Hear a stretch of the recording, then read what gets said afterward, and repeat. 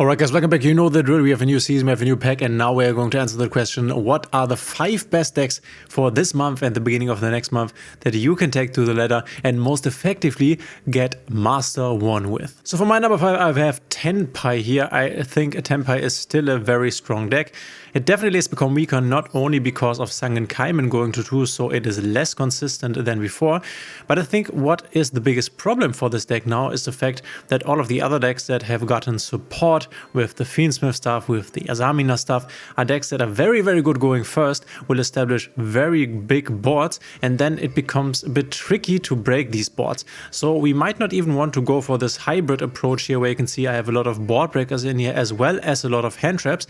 We might go for more hand traps. I think one thing that is very nice here is that we can play triple Purulia, triple Fuvalos, and Maxi. I think these are very important cards, the Fuvalos especially in this current meta. Obviously the Maxi is better than Fuvalos, but every card that can force the opponent to basically skip the turn and pass it over to you, this is very, very important, not only for Tenpai but also for a lot of other decks. We still have one Shifter, which can also be very nice against all of this Azamina, Fiendsmith stuff. Then we are also playing Bystials. You could, for example, bump up the Bystials to more Bystials minus some of these board breakers here.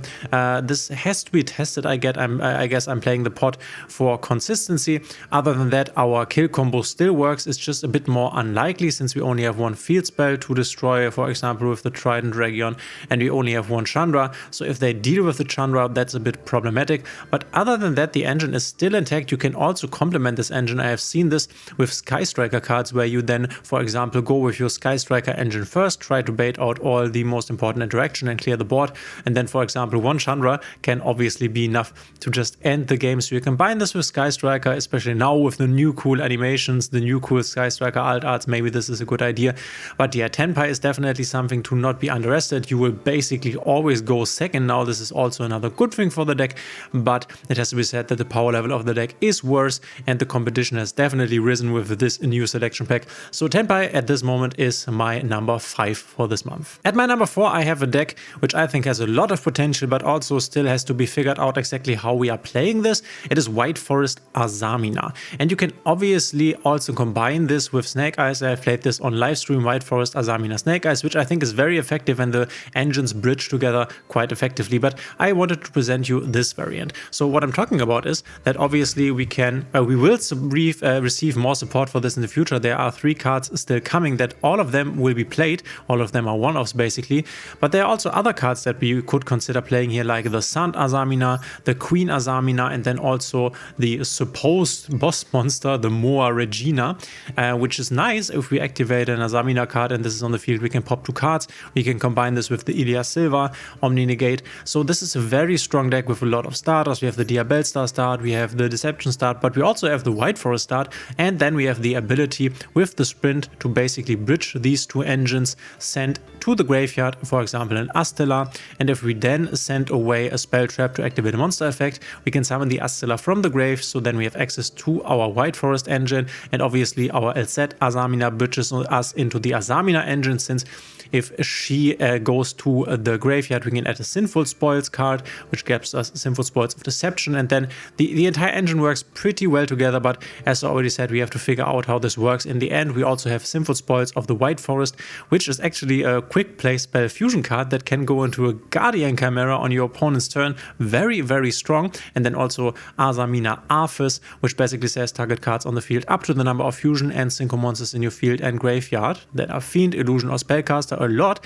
and return them to the hand. So this can return a lot of cards to the hand. We are obviously also playing the Bystials here, playing some Nips. The non-engine space in this deck is not super big, but the cool thing is, and this goes for every Azamina deck, that we can pretty effectively play Mulch Army Fuvalos. This is very nice. Don't underestimate this. The big downside of Fuvalos is that if we are going first, this is basically a dead card, but we need a lot of discards for firstly our Diabellstar and then also our Deception of the Sinful Spoils. So this Fuvalos here is actually super nice. Every deck that plays this Diabellstar Deception line will definitely want to play Fuvalos, since I have already explained this. We want and are in this meta where we need to skip our opponent's first turn as effectively as we can, so that we don't get comboed to death, because these boards boards that all of these powerful decks can establish are just too much to deal with for most decks going second.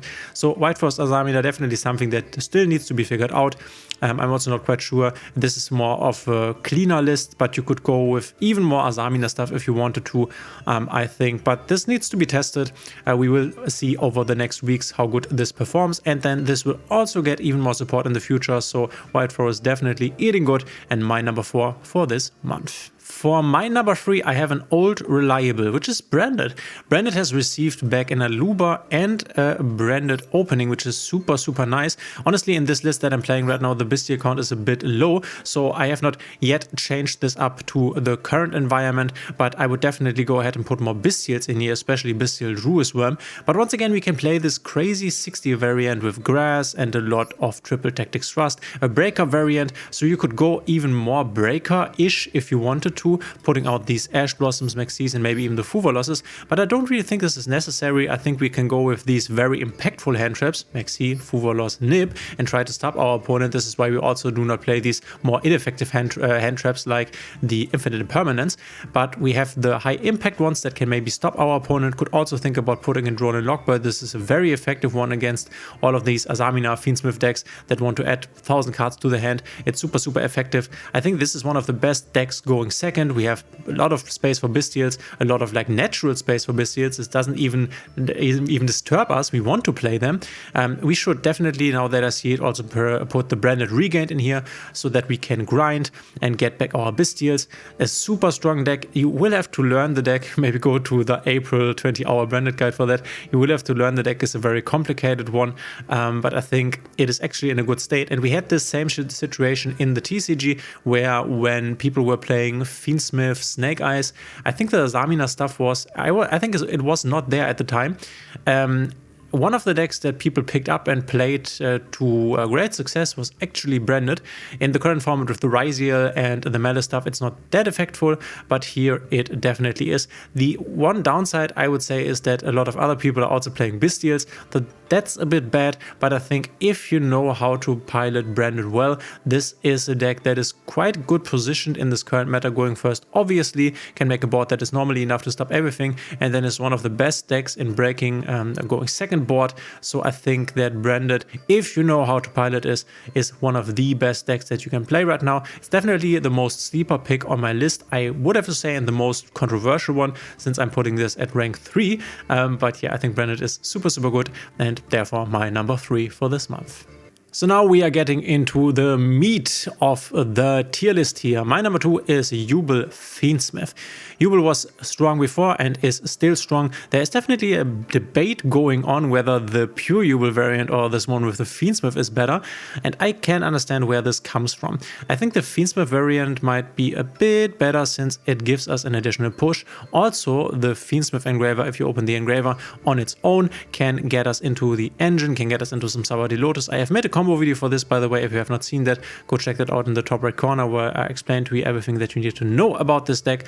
We have a lot of space for non-engine, hence we are playing Drone and Lockbird. We play the Fuvalos. We also want to play the Fuvalos, but it's worse here in this deck than in, for example, the Azamina decks, since we have not a lot of discard cards, minus the opening of the Spirit Gates. For this, it would be nice to use the Fuvalos as a discard.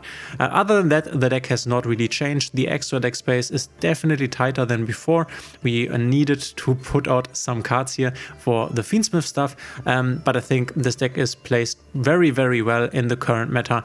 You could also go ahead and put in a few Bestials if you wanted to. Also, Bestials are very good against you, but Bestials are very good against anything in the meta, so I guess this is not really an argument. This still works even with 2 Thrones, even though obviously Throne is the best opener that we have. This is still a super strong deck, but I think the number 1 deck is actually stronger, more powerful, has a more powerful end board, and has more pushes and is also a bit more consistent. So Fiendsmith Jubel, my number 2, but cannot really compete, in my opinion, with the number 1 deck. And for anyone not living under a rock, this should not be a big surprise. We have Snake Eyes back into the mix, but it's not really only Snake Eyes. We have this Snake Eyes, Azamina, Fiendsmith.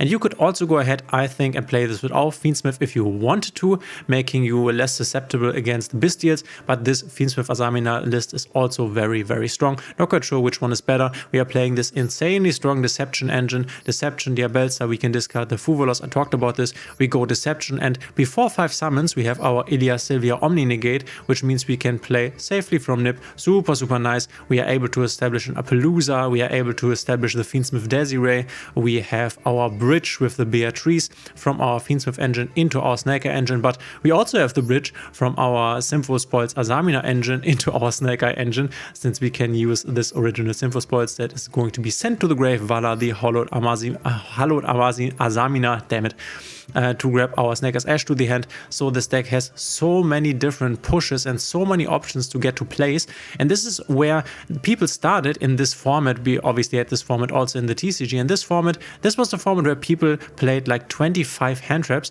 because one hand trap alone is just not enough to stop a deck like this. You need multiples because they have multiple pushes. So we have a Bonfire that we could use to grab something, a Poplar as an extender. We have 1-for-1. There's our Diabelza, there's Deception, then we could normal summon something. We have the Fiendsmith engine. It's just crazy how much this deck can achieve and how much room, and this is another thing, for non-engine this deck has. A lot of non-engine. We can play the Fuvolos perfectly in here. Drone Lockbird is a very good card, especially against this deck, by the way, so keep this in mind. And we have a very powerful end board that is normally unbreakable, with a lot of cool follow-up via the Snake Eyes from Birch Dragon. One thing we are missing now is the Raging Phoenix and the Zealantis, and you will notice this, it becomes harder to kill with this deck, that is for sure. You could fit this in here if you wanted to by putting out the Heater and putting out...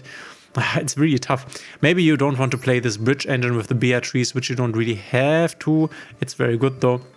But you can definitely fit it in here if you wanted to put something out. The extra deck is very tight. This is also why Stereo Unicorn is quite nice at the moment. But yeah, this is how the strongest deck in the room looks like, honestly. It's super, super consistent. It's strong. But if you can break the board, then it can be quite tricky for this deck to basically put together another threatening board or to kill you. So this is a make your combo board and win the game kind of situation. But this will be the strongest deck in the game until they do something significantly to Snake Eyes, which I think is the next thing that will happen. They need to do this in order to get the new decks that are coming into the future viable, but this for now is the strongest deck. Fiendsmith Azamina, Snake Eyes. But now I'm interested in your opinion. What do you think of my tier list? Where do you think I am wrong? Where do you think I am right? What is your number 5? What is your number 4? And so on and so forth. Let me know in the comments. If you like my content, please consider subscribing, a thumbs up and the notification bell. And guys, obviously we will see each other in the next one.